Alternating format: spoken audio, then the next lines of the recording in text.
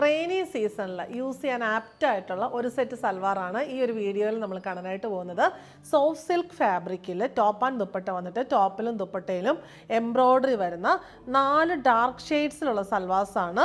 ഇതിൻ്റെ റേറ്റ് നമുക്ക് വരുന്നത് 1250. പേർപ്പിൾ ഷെയ്ഡിലുള്ള സോഫ്റ്റ് സിൽക്ക് ഫാബ്രിക്കിൽ ഇങ്ങനെ ഈ ഫാബ്രിക്കിൽ ഫുള്ള് ഒരു സിൽവർ ലൈൻസ് പോലെയുണ്ട്. നല്ല ഒഴുകി കിടക്കുന്ന ഫ്ലോയി എന്നാൽ ഒരുപാട് ജോർജറ്റ് പോലെ ഒഴുകിയല്ല, ഫ്ലോയി ആയിട്ടുള്ള ഫാബ്രിക്കാണ്. ഒരു സിൽവർ സ്ട്രൈപ്സ് ഫാബ്രിക്കിൽ ഓൾ ഓവർ വന്നിട്ടുണ്ട്.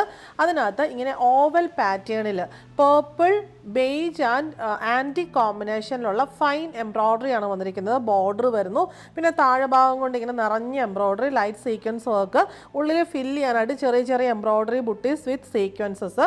ആ സെയിം ബുട്ടീസാണ് ഫ്രണ്ടിൽ ബോഡിയിൽ ഫുള്ള് വന്നിരിക്കുന്നത്. 2.5 മീറ്ററാണ് ടോപ്പ് വരുന്നത്.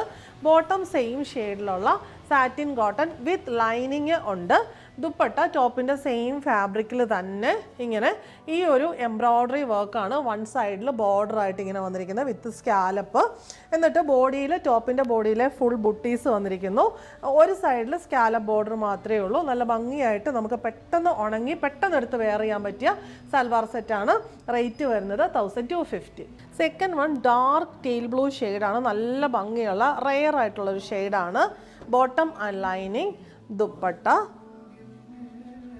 അടുത്തത് വന്നിരിക്കുന്നത് ഒരു ഗ്രീൻ്റെ, മെഹന്തി ഗ്രീൻ്റെ ഏറ്റവും ഡാർക്കറായിട്ടുള്ള ടോണാണ്.